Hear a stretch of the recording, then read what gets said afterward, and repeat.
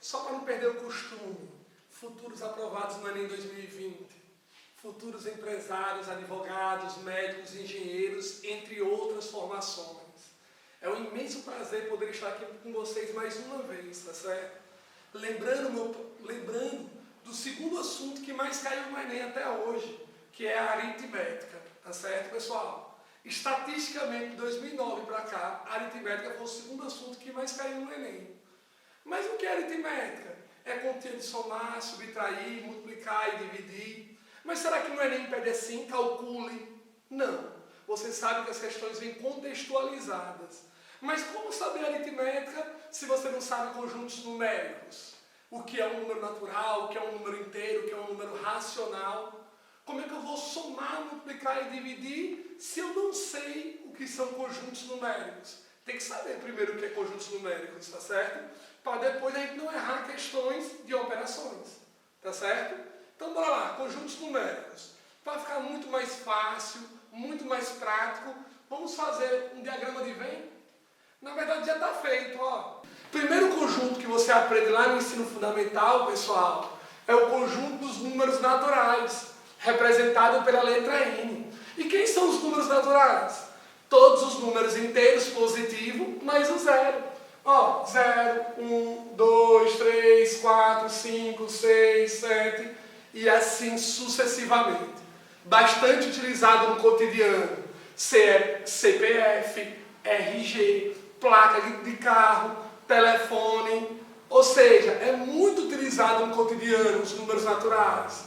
O andar, certo? Você está no elevador, quero parar no terceiro andar, no quinto andar. Ou seja, de muita utilidade os números naturais, tá certo? Aí no sétimo ano, você aprende sobre o conjunto dos números inteiros. E quem são os números inteiros? São os números naturais mais os seus opostos. Ó, menos 1, menos 2, menos 3, menos 4.521. Ou seja, todo número natural é um número inteiro, mas nem todo número inteiro é um número natural. Professor, e eu utilizo no dia a dia os números inteiros negativos? Claro que você utiliza. Você quer na sua conta corrente mais 10.000 ou menos 10.000? Com certeza é mais 10.000, certo? Nível do mar, um avião que não está no plano, ele é representado pelo número quê? Positivo. Ah, um submarino, representado pelo número negativo, certo? Ou seja, o sinal de menos é bastante utilizado no cotidiano. Temperatura, na Antártida, lá como é a temperatura? É um número positivo ou negativo? Com certeza é negativo, porque faz muito frio lá, não é isso? Quando você for comemorar sua aprovação desse ano, diga amém. Quando você for lá no freezer tirar aquele refrigerante gelado, para não dizer outra bebida, certo? Você vê lá a temperatura que está marcando? Menos 2, menos 3, menos 4. Se lembram disso? Então lembre-se, quem são os números inteiros? São todos os números naturais mais os seus opostos. Todo número natural é inteiro, mas nem todo número inteiro é o que? Natural. Tome cuidado aí com os números inteiros, as operações, certo? Adição e subtração. Sinais iguais, soma e conserva o sinal. Sinais diferentes. Subtrai e conserva o sinal do número com um módulo maior. Se lembram disso, pessoal? Multiplicação e divisão, sinais iguais, mais. Sinais diferentes, menos. Não esqueça disso, tá certo? Professor, só tem esses dois conjuntos? Não. Tem um conjunto dos números racionais, representado pela letra Q. Lembre-se que racional, a sua palavra-chave é essa aqui, ó. Fração. Todo número que pode ser representado por fração é racional. Aqui, ó. 3 quintos, 2 sétimos, menos 1 quarto. Lembre-se, representado por fração é racional. Professor, mas quem são esses números racionais que podem ser representados por fração? Todo número inteiro, pessoal, é fracionário. Lembre-se que quando não tem nada embaixo, você coloca 1. Até mesmo debaixo do zero, ó. Então, todo número inteiro é fracionário. Por isso que ele é racional. Os decimais exatos, decimais, números que têm vírgula. Só que o número decimal ele pode ser exato ou infinito. Quando é exato é porque tem fim. Quando é infinito, ele é uma dízima. Entenderam isso? Então, ó, o decimal exato como 5,71, 5 inteiros, 71 centésimos, pode ser representado por uma fração. Decimal exato, como é que vai ficar? 571, se eu tenho duas casas depois da vírgula, vai ficar 100. 34,6, 346 sobre 10, porque só tem uma casa depois da vírgula, certo? Qual é outro grupo que tem ali dos decimais exatos? Tem as dízimas periódicas. Se eu pegar para você e perguntar quanto é 10 dividido por 3, você vai me dizer 3,333, ou seja, infinito. Pessoal, dízima, que é infinito. Periódico, que se repete constantemente. Olha o período aqui, ó. Toda dízima periódica provém de uma fração. O nome dessa fração é fração geratriz. Fração que gera dízima periódica. Tranquilo? Agora veja. Como é que eu transformo a dízima periódica em fração mesmo? Qual é o método mais fácil? Eu vou olhar o período. Quem é o período aqui? 25. Como o período tem duas casas, dois algarismos, para cada algarismo do período, eu coloco um 9 no denominador. Aqui, ó. Um 9 para 2, um 9 para 5. Em cima, você vai pegar o número composto do primeiro algarismo até o final do primeiro período. Ó, 725 menos o que não se repete. O que não se repete aqui? 7. Quando você subtrai 725 por 7, vai dar 718 sobre 99. Agora veja, essa dízima periódica aqui, eu digo que ela é simples. Por quê? Quem está depois da vírgula já se repete constantemente. Já essa outra dízima periódica ela é composta. Por quê? Porque depois da vírgula tem alguns algarismos que não se repetem. Ó, 3, 7 não se repete. Depois que vem o período. Só lembrando como é que faz aqui, ó. Para cada algarismo do período, eu coloco um 9 no denominador, coloco um 9. Só que quando a dízima periódica é composta, no caso desse exemplo, você bota um 0 para cada algarismo que está depois da vírgula, que não se repete. Como eu tenho 2, coloco 2 zeros.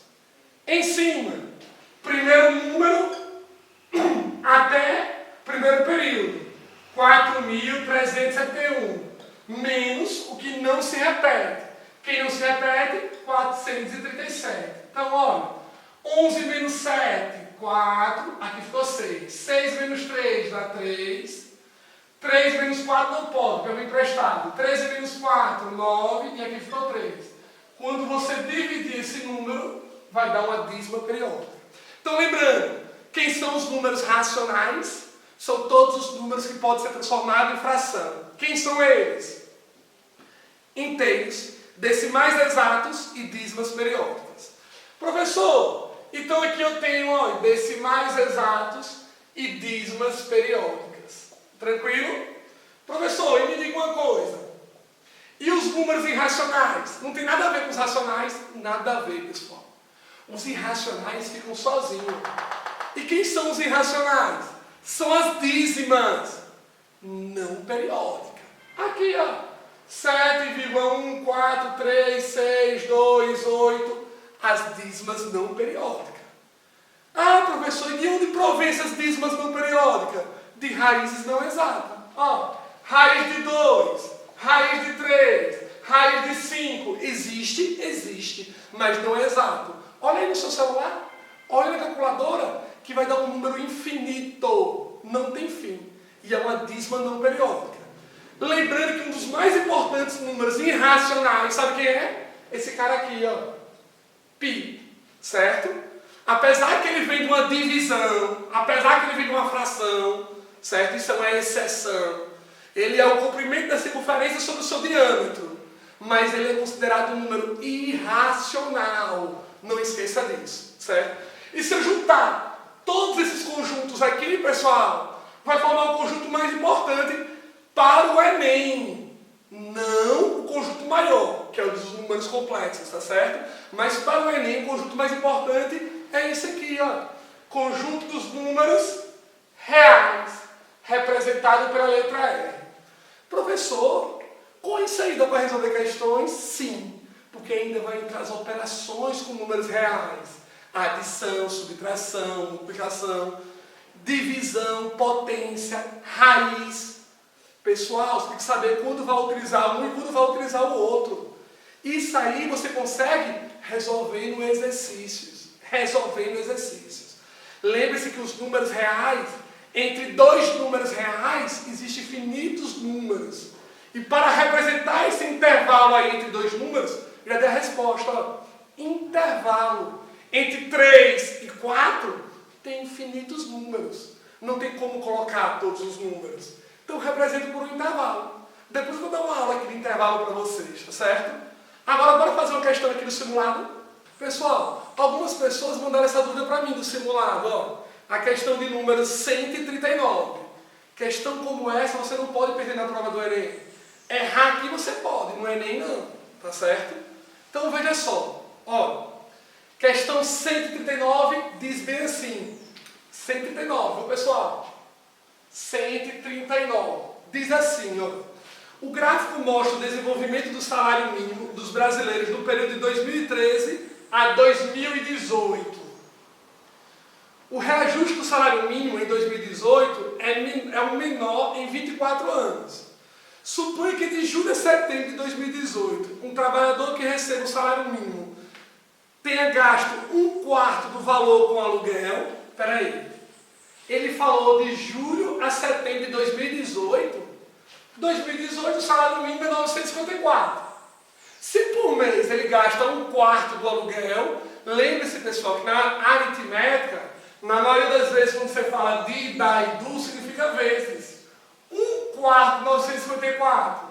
1 vezes 954, 954. Que dividido por 4 está aqui, ó, 238,50. Isso é que ele gasta por mês.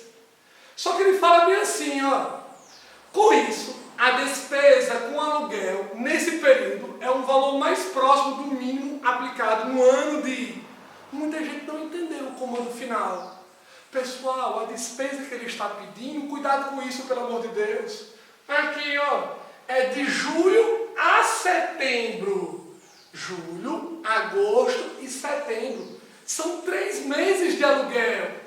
Se por mês ele gasta 238,50, em 3 meses, 238,50 vezes 3, vai dar 715,50.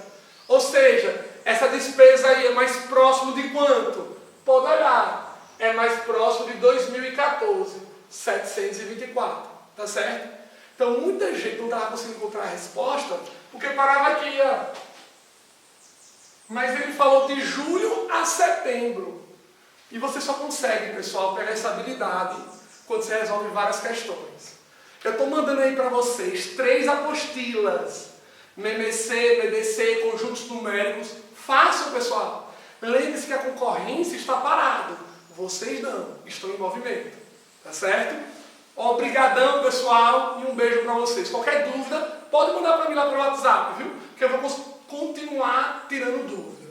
Valeu, crianças!